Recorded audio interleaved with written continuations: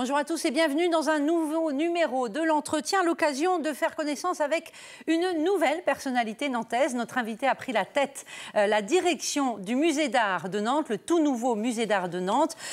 Bonjour Sophie Lévy. Bonjour. Vous avez pris vos fonctions en juillet dernier, mais vous avez pris la tête d'un musée qui pour l'instant n'accueille pas de public puisqu'il est fermé. Il réouvrira ses portes le 23 juin prochain, après 6 ans de fermeture et de travaux. Vous avez débuté, Sophie Lévy, au musée des Beaux-Arts de Dijon. Vous avez aussi effectué un passage à Chicago comme conservateur d'une... Conservatrice d'ailleurs, on dit? Oui, on dit conservatrice. Conservatrice, c'est mieux, d'une fondation d'art américain. Retour en France au musée d'art américain de Giverny. Et puis en 2009, vous avez pris la direction du musée d'art moderne de Lille Métropole. Il n'y a pas trop d'erreurs? Oui, sauf que je n'ai pas travaillé à Chicago. D'accord, ok, bon. Okay. J'aurais bien aimé, mais non, en fait, la fondation avait des bureaux en France. Ok, d'accord. Donc pour Chicago, mais depuis la France. Exactement. Sur l'art américain, en tout cas, et vous le refaites après au musée d'art de Giverny.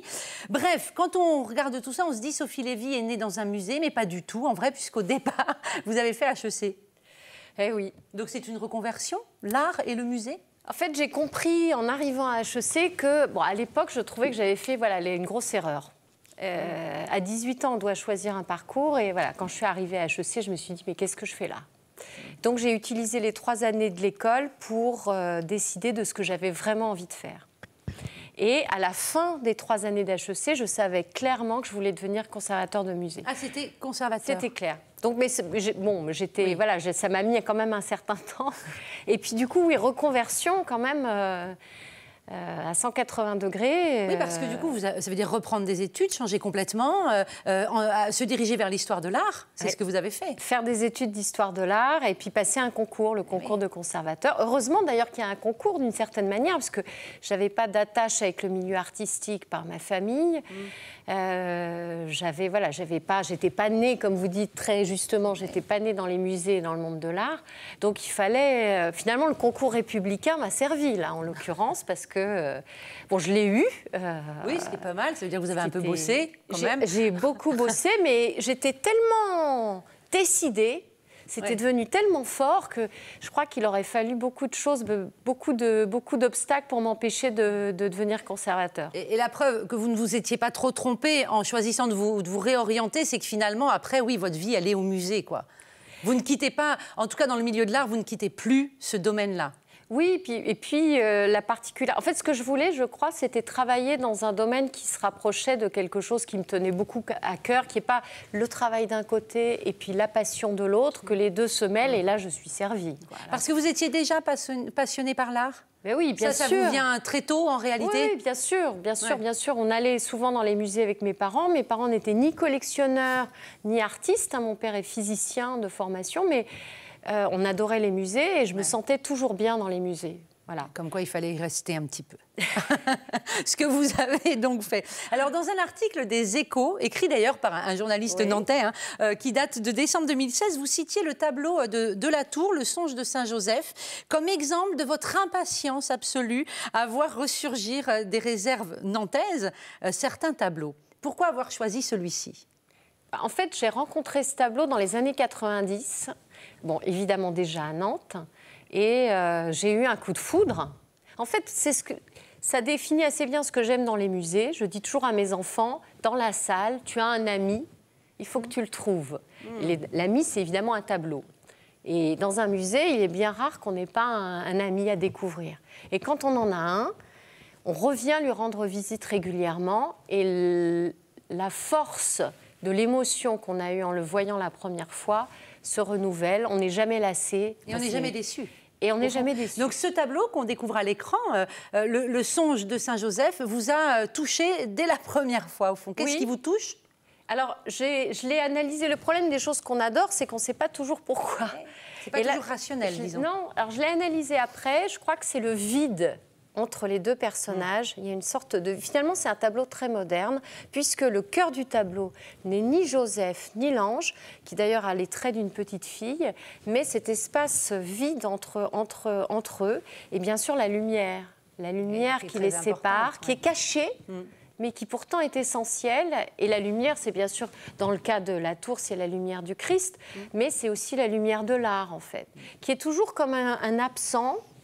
Mais voilà, c'est pour ça que l'art ne vous déçoit jamais, ne vous rassasie jamais. On n'en a jamais assez. C'est une éternelle redécouverte. C'est un amour. René Char disait, c'est l'amour réalisé du désir, demeurer désir. Il n'y a pas beaucoup de choses dans le monde qui peut apporter cette idée que c'est à la fois l'amour, la plénitude de l'amour, mais qui se renouvelle en permanence, donc c'est la plénitude du désir. C'est génial. Et alors, ce musée-là, dont vous avez pris la direction, il a un énorme potentiel en termes de désir, puisque les réserves comptent 13 500 œuvres, c'est ça, hein, qui ont été entreposées. Certaines ont été restaurées, d'ailleurs, depuis la fermeture de 2011. Il y a eu aussi de nouvelles acquisitions. Là, on est dans les réserves, hein, juste avant que les tableaux n'aillent pour l'accrochage du musée. 185 œuvres nouvelles ont rejoint le fond formidable de ce musée. On prend la tête de potentiel énorme. Oui, c'est 6 années de silence et je crois que pour les Nantais, pour les visiteurs, ça a été 6 années qui ont semblé très longues. Long, mais en même temps, il y a eu un travail colossal qui a été fait par les équipes du musée, non seulement sur la question du chantier, mais en effet, le chantier des collections a été considérable. Et donc, tout change. En 6 ans, c'est plus le même bâtiment, non, on va y venir, parce qu'il y a plein de nouveautés. C'est plus le même public, parce qu'en 6 ans, Nantes a beaucoup changé. Et puis, ça n'est plus non plus tout à fait la même collection. Elle va être beaucoup plus belle et puis déployée d'une manière complètement nouvelle. Elle est enrichie. Tout change. Tout change. C'était ça le gros projet, au fond. Et vous, quand vous arrivez, il y a un an, tout n'est pas encore écrit quand vous arrivez. Tout n'est jamais écrit parce que, d'une certaine manière, tant que la date n'est pas fixée, les choses ont tendance à ne pas se déployer complètement. Même si, évidemment, moi, j'hérite de beaucoup de décisions qui ont été prises avant. Je trouve qu'elles ont été plutôt bonnes, donc il n'y a pas de problème. Plutôt bien. En particulier, je suis très impressionnée par le bâtiment et la justesse, la finesse avec laquelle les choix ont été faits et la finesse des architectes britanniques, Stanton Williams. Force le respect, je trouve, parce qu'il y a eu beaucoup de choses dans le monde des musées, tout n'a pas toujours été formidable. Là, je trouve que ça a été fait en pensant aux œuvres, aux artistes et aux visiteurs. Et on le détaillera tout à l'heure, on voit des images de synthèse là, de ce qui est fait, mais on reviendra sur les nouveautés, le cube, la rénovation de la chapelle de l'Oratoire, etc. Ça consiste en quoi, vous, votre métier de directrice de musée? Vous travaillez avec les conservateurs, évidemment. Il y a 40 personnes qui travaillent, je crois, au musée d'art. Oui, et une quarantaine. Quand on va réouvrir, on sera plutôt de l'ordre d'une cinquantaine, donc c'est une vraie petite PME. Donc c'est ça, vous êtes chef d'entreprise? Je suis chef d'entreprise et c'est assez difficile de définir ce que fait un directeur parce qu'en gros, finalement, il fait tout et rien. Moi, je le définirais assez volontiers comme... finalement, la personne qui est à la frontière entre l'intérieur et l'extérieur. Donc, il est l'ambassadeur de l'intérieur vers l'extérieur et l'ambassadeur de l'extérieur vers l'intérieur. C'est-à-dire que c'est celui qui donne une information très importante sur l'extérieur aux équipes et qui donne une information très importante à ce qui est fait, à ce qui est proposé pour l'extérieur. Et puis vous mettez votre patte aussi. Par exemple, quand on vous lit, quand on vous entend, quand vous vous exprimez, depuis que vous êtes arrivé, quand même, vous mettez beaucoup en avant l'enjeu de la modernité, le fait qu'un musée aujourd'hui, il doit être multimédia, numérique, il doit être aussi accessible à tous. En gros, comme si vous vouliez que tout le monde pousse la porte demain du musée d'art. Et s'y trouve chez soi, quoi, en fait. Ce qui est certain, c'est que beaucoup d'environnements économiques et culturels ont vécu cette transition du numérique et cette transition qui va évidemment bien plus loin que de la question des outils. Et quelle est la pertinence profonde d'un musée au XXIe siècle ? C'est une question la réponse n'est pas encore complètement trouvée. Mon pari à moi, c'est que sa pertinence est de l'ordre de l'expérience. C'est-à-dire qu'au fur et à mesure qu'on se retourne vers ces objets connectés et ce numérique, le pôle finalement dialectique de ce recentrement sur soi, c'est la question de l'expérience. Or, le musée, il y a une unicité de l'expérience que je décrivais tout à l'heure. On est seul face à un tableau. Le tableau vous regarde comme vous regardez le tableau ou la sculpture, ou l'œuvre numérique d'ailleurs. Et c'est une expérience irremplaçable. voilà, qui est unique, avec une œuvre unique, dans un lieu unique. Et ça, je pense que c'est une carte que le musée a toujours à jouer. Alors justement, on va y venir dans ce musée. Avant de parler du futur, après travaux, on va revoir des images de l'ancien musée des Beaux-Arts de Nantes, qui était un fort joli musée, qui était déjà évidemment doté d'un fond absolument sublime. Vous étiez venu? Bien sûr, évidemment. Bien sûr. J'imagine que vous connaissez tous les musées des Beaux-Arts de France. Mais dès que je vais souvent dans une ville uniquement pour voir le musée. Moi, on est un peu bizarres, nous, les gens de musée. Ouais. On peut faire des kilomètres pour un musée ou pour une expo. En même temps, ce n'est pas si bizarre que ça, vous le disiez, c'est votre univers, c'est votre métier, donc l'enjeu, c'est d'être aussi toujours un peu à la pointe, au jus de tout ce qui se passe quand même. Puis s'inspirer des autres, peut-être, je ne sais pas. Ça nous rend heureux. Donc, oui, je connaissais bien sûr le musée, certaines de ses installations, certaines des expositions, mais ça me fait tout drôle de le voir. Ça date de 2011, vous voyez les images, hein, c'est marqué Archives août 2011. Et donc, du coup, sans transition, on va voir quoi? Les images de l'actuel musée. Alors, on y est allé, les travaux se terminaient, on commençait même certains accrochages dans certaines salles. Là, on revoit les images de synthèse qu'on a aperçues tout à l'heure. Il y a plein de nouveautés, hein. Le cube, on va en parler. À nouveau, c'est dédié à l'art contemporain, 2000 mètres carrés, c'est ça, hein, tout à fait. Dédié à l'art contemporain, on l'aperçoit. C'est une page blanche, un lieu comme ça? Oui, je crois que c'est assez juste. C'est une plage. Alors, oui et non, puisque le palais est là, l'histoire des collections est là, et le lien presque organique entre le musée et la ville est là. Juste, je vous interromps parce que ce qu'on voit là, c'est la chapelle de l'Oratoire, qui a été aussi rénovée. Qui est complètement rénovée et à laquelle on va pouvoir accéder, ce qui est la grande nouveauté. Depuis le musée, il y a un accès direct à la chapelle, alors qu'autrefois, c'était deux lieux complètement séparés. Là, on voit l'un des architectes, d'ailleurs, qui vous ouvre les portes vous a du visité cube. Les locaux. Ça veut dire qu'on a créé, et grâce justement au travail des architectes britanniques, tout est lié. Le parcours, il n'y a pas de rupture. C'est ça. Vous avez d'abord tous les étages du palais qui sont aussi maintenant reliés par un ascenseur, donc beaucoup plus accessible. Vous avez un sous-sol qui a été aménagé avec un auditorium. On voit là, Patrick Richard qui descend vers le sous-sol, l'auditorium et des ateliers de pratique artistique qui vont être aussi accessibles. Là, je crois justement, il entre dans l'auditorium qui est un espace où on va pouvoir faire des conférences, des performances. C'est important dans un musée d'avoir un lieu comme ça de rencontres et d'échanges finalement. C'est toujours important de se parler autour de l'art et puis c'est aussi un lieu qui va permettre d'accueillir toutes sortes de structures nantaises, d'élaborer toutes sortes de collaborations. Puisque ça, c'est aussi dans la tradition, dans les gènes de la ville, c'est cette capacité à échanger finalement dans les milieux culturels entre le spectacle vivant, les arts plastiques. Et pour ça aussi, le musée a manqué, je crois. Et se faire rencontrer les différentes disciplines, les différents acteurs. C'est un musée généraliste à travers le fond dont il dispose. Hein. On balaye toutes les époques. C'est ça, hein, à travers... alors moi, je dis généraliste, je ne sais pas si c'est un terme qu'on doit employer comme ça.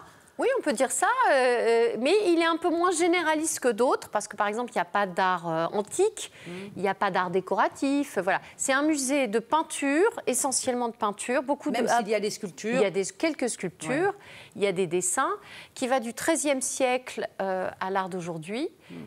Mais sa spécificité, outre le fait que c'est plus ce qu'on dit une pinacothèque, c'est-à-dire plus un musée de peinture que de sculpture. Mais sa spécificité, c'est l'énorme part d'art moderne et contemporain dans la collection. Ça, c'est une rareté en France. C'est un musée des Beaux-Arts qui a acheté de l'art contemporain depuis très longtemps. Et donc, c'est un musée qui est autant un musée du XXe et XXIe siècle en quantité. Il y a autant d'œuvres du XXe et du XXIe siècle que d'œuvres plus anciennes.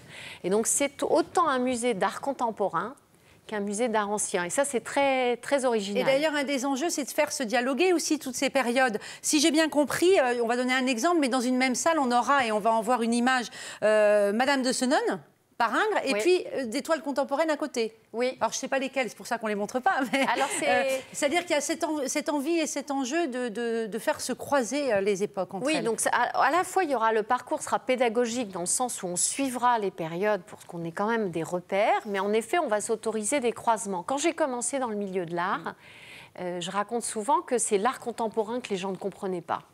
Et on vous expliquait que c'était incompréhensible, que c'était conceptuel, que c'était ennuyeux, etc. Et puis, je ne sais pas si vous avez remarqué, il y a eu un renversement. Et maintenant, c'est l'art ancien qui paraît abscon, compliqué, tous ces symboles religieux.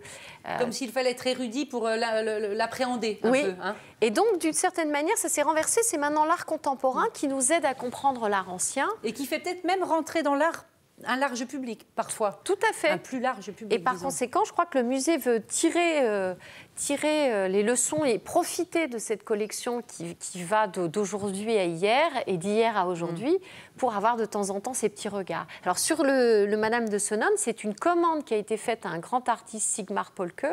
Et donc, il a fait un hommage à Madame de Senones, mais un hommage contemporain. Donc, ça a tout son sens de les accrocher côte à côte. Ça va être très, très bien, je pense. Et on peut s'autoriser ce genre de choses dans un musée comme celui-ci. Voilà, c'est aussi ce qui fera... Voilà, il y a une forme de liberté d'expression aujourd'hui dans les musées, dans la manière dont on associe les différentes œuvres. Je crois que le public en est vraiment friand. Oui. Et je crois que c'est une autre manière, un autre type de pédagogie. Le musée n'est pas qu'une école, c'est un lieu de confrontation visuelle qui doit... Et le cœur, je crois, d'un projet de musée, c'est le plaisir. Alors, jamais oublié ça. On va dire un petit mot quand même, parce que vous l'avez dit, le fond du musée d'art de Nantes est important en ce qui concerne l'art contemporain. Pour autant, si on remonte aux origines, il faut qu'on parle de Cacot, des frères Cacot, et notamment de l'un des frères Cacot, diplomate. C'était un Nantais, hein, et qui avait accumulé, construit une collection absolument formidable d'œuvres, de tableaux, qui a été racheté par Nantes. Et c'est ça qui a fondé le musée des Beaux-Arts. Cacot, c'est la Révolution française. Hein. C'est ça, il est du XVIIIe siècle. C'est quand même important, ça, dans l'histoire. Oui. Il était ambassadeur, donc il a voyagé. Parce que 2 salles du musée vont être...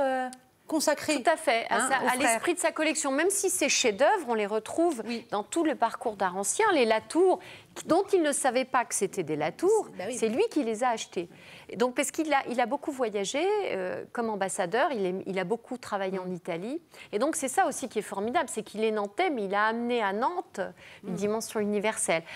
Mais simplement, le musée existait déjà avant Cacot, puisqu'il a été créé... quelque chose, oui. C'est la force de sa collection a vraiment installé Nantes comme un musée important que beaucoup de penseurs, d'écrivains, Henry James, Stendhal ont visité au XIXe siècle et commentaient dans leurs livres.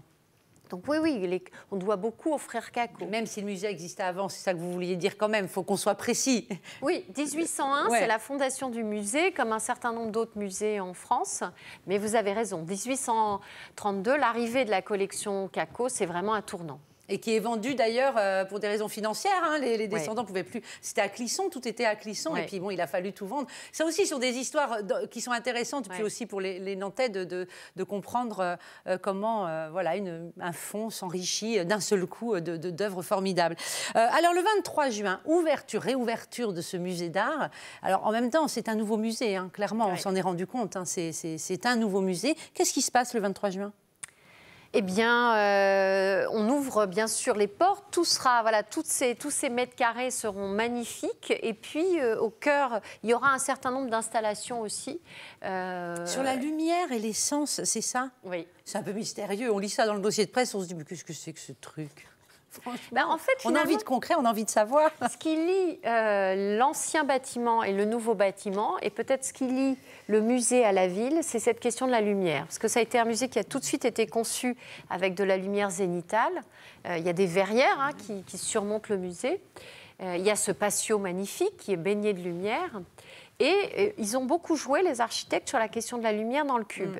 De ce fait, on a lié tout ça. Finalement, quand j'ai demandé aux équipes, pour vous, l'essence de ce musée, c'est quoi ? Ils m'ont répondu, finalement, c'est la lumière. Donc, on l'a vu que même dans le songe de Joseph, la lumière joue un rôle. Donc, finalement, c'est aussi la lumière des retrouvailles. C'est la lumière de l'aube d'un grand musée. Donc on peut jouer sur la lumière sur plein de plans. Alors l'installation d'art contemporain qui va occuper le patio, qui est une installation d'une artiste qui s'appelle Susanna Fritscher, est une installation assez immatérielle, mais qui va valoriser justement cette dimension spatiale et lumineuse du patio. C'est le cœur de son travail, hein, cette artiste. Elle travaille sur la lumière et sur et la diffusion. Et l'écho, elle travaille toujours en fonction d'un lieu. elle ne fait pas des objets, elle crée des installations qui sont en rapport fort avec les lieux. Donc elle a fait une installation qui est complètement dédiée au musée de Nantes et qui montre sa compréhension de finalement de sa symétrie, de ce réseau d'arcades, de la lumière qui vient du ciel. Et ça va réenchanter le musée. Mais il y aura bien d'autres choses, Oui, parce qu'on se dit, une ouverture comme ça, après 6 ans de privation pour les gens du coin, mais même d'ailleurs, hein, de ce musée, on se dit, ça va être la fiesta. C'est une grosse fête. Ouais, mais vraiment, il y a vraiment cette idée que bien sûr. Ouais, donc il y aura des manifestations à l'extérieur du musée, il y aura des manifestations à l'intérieur du musée.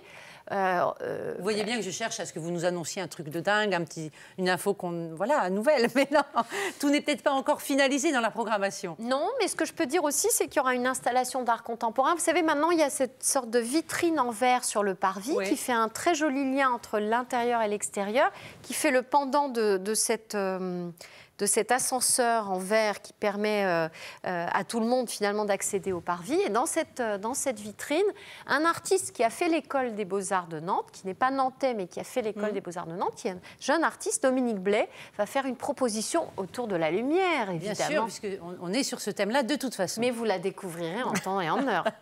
Alors on sait aussi qu'à partir du mois de novembre, de novembre à mars, il y aura la première grande exposition de cette nouvelle ère du musée d'art de Nantes, expo sur Nicolas Régnier. Vous n'avez pas choisi le plus connu du grand public? Non, alors c'est un artiste qui a un lien avec les collections de Nantes parce qu'on reste... son autoportrait. Hein, on reste dans l'univers des Caravagesques, c'est-à-dire de tous ces artistes qui, comme Latour, ont repris cette tendance réaliste et lumineuse, mais en même temps sombre de Caravage. Mais c'est un artiste qui a fait toute sa carrière en Italie. Ce qui est intéressant, c'est que, justement, on l'a redécouvert très récemment. Comme Latour, on l'a redécouvert dans les années 1930. Régnier, finalement, c'est une découverte et on a constitué finalement mieux sa biographie et le corpus d'œuvres qu'il a créé dans les années 1980-90. C'est incroyable de penser qu'on redécouvre encore des artistes du XVIIe siècle aujourd'hui. Et voilà, on va le faire découvrir au public. C'était un mauvais garçon. C'était un bad boy du musée d'art de Nantes. Un bad boy qui, avec d'autres artistes romains, adorait faire les 400 coups. Ouais. Et donc, il y a plein d'allusions et de petits jeux visuels dans ces tableaux. Donc, l'idée, c'est de montrer aussi que ce qu'on voit l'art ancien comme un art un peu sérieux, un peu un art de commande, un art pas que ça. Qui était l'art des aristocrates. Non, il y avait déjà cette idée que les artistes étaient l'avant-garde, c'est-à-dire des gens qui aimaient un peu se moquer du bourgeois. C'était déjà très vivace au XVIIe siècle à Rome. Donc on va essayer comme ça de jouer avec le public. C'est vous qui l'avez choisi? C'est moi qui ai choisi l'exposition, mais elle avait commencé à être préparée par Adeline Collange, qui est la conservatrice d'art ancien, avant que j'arrive. Alors l'émission touche à sa fin déjà. Le multimédia, on en a dit un mot tout à l'heure, mais on imagine qu'évidemment un musée si neuf, si moderne que ça, on va crouler sous les offres numériques et multimédia pour la visite et pour la découverte, pour l'initiation aussi, parce que tous les visiteurs d'un musée ne sont pas des spécialistes. Oui, alors crouler, je ne sais pas, mais en tout cas, on aura son appli. Son appli, ça s'appellera Ma Visite. Et c'est une appli qu'on pourra télécharger gratuitement, où on pourra choisir, préparer un peu son parcours et qui vous donnera, en fait, quand vous serez au musée, des informations, mais de tous ordres, sur les œuvres. Ça, c'est une des choses qu'on va proposer. Aussi, des espaces d'œuvres à la loupe, où on pourra jouer avec certaines œuvres. Comme on trouve un peu au château, par exemple, pour redonner une référence tout à fait. Aux gens. Hein, c'est ça, c'est le même principe. On pourra entrer dans les tableaux, mais on pourra aussi jouer, les connaître mieux, voir des vidéos en rapport. Toutes sortes, en effet, d'outils qui vont permettre que le musée soit une expérience globale. On commence à penser musée avant. On vit le musée avec la capacité aussi de faire des échanges avec les réseaux sociaux quand on est dans les salles. Et puis, on peut repenser à sa visite après. Vous êtes impatiente, là? On est dans quel état d'esprit? C'est une ferveur, je dirais. Les équipes on sent en fait une sorte d'énergie qui monte. Je décris ça souvent comme une sorte de vague. Moi, je ne fais que surfer sur la vague de l'énergie collective et qui va évidemment exploser le 23 juin. C'est un très très beau moment. Hein. Ah bah oui, le 23 juin, vous serez sans doute nombreux à y aller. L'entrée est toujours rue Georges Clemenceau? Oui, absolument. Ça n'a pas changé. On va donner 2-3 infos pratiques quand même. Rappelez que par exemple, les tarifs, On parle des tarifs. 8 € l'entrée au musée d'art, 4 € en tarif réduit, mais que par exemple, c'est gratuit pour les moins de 18 ans. Oui. Donc, forte incitation pour les jeunes et les enfants. Gratuit chaque premier dimanche du mois. Bien sûr, comme dans toute la France. Voilà, mais c'est bien de le rappeler. Donc, en gros, le musée se veut accessible quand même. C'est un petit peu l'idée. Toujours des grandes plages pour les scolaires. Même des plages dédiées, ce qui permet 9h, aussi aux 11h, plages dédiées. On fermera plus tard le soir, 19h au lieu de 18h. Une nocturne qui va aussi, tous les jeudis, qui va fermer plus tard, 21h. On essaie finalement de respecter les temps de la ville. Tout simplement. Tout simplement. Et le 23 juin, à partir de quelle heure on peut y être? Alors 19h, je crois. 19h, et c'est public. Et ça sera. Et tout le monde public, sera. pas que les officiels. Tout le monde. Merci beaucoup, Sophie Lévy, d'être venue nous parler de ce musée, de votre passion. Vous nous avez donné envie, je pense, d'aller au musée d'art le 23 juin. Merci à vous de nous avoir suivis. À bientôt pour un prochain entretien.